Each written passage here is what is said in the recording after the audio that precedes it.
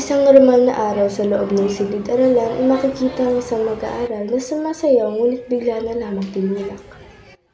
Ano ba yan? Mukha kang abnormal? Para kung hindi lalaki kung sumayaw.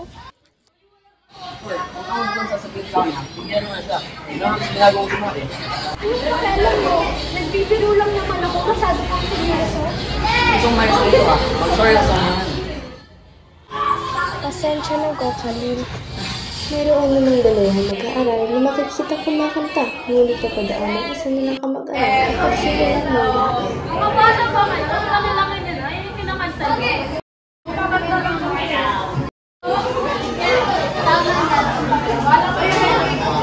Guys, alam nyo, para di na kayo asarin ni Like, try nyo ibahin music taste nyo. Try nyo kantahin Perfect by Ed Sheeran.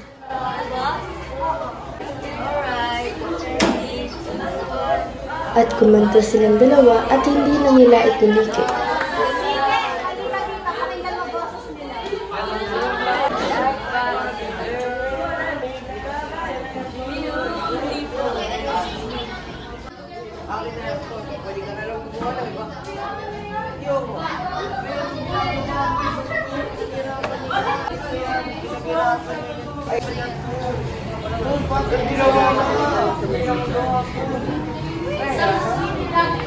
Matapos masira ang guhit ng isang mag-aaral, umalis na lamang ang dalawang lalaki upang ubos. Kailangan natin magpatawad kay Lord.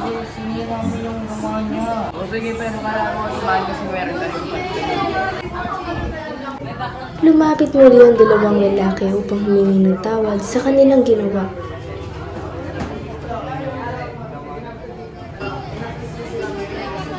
Libre lamang maging mabait, laging tandaan para hindi makasakit.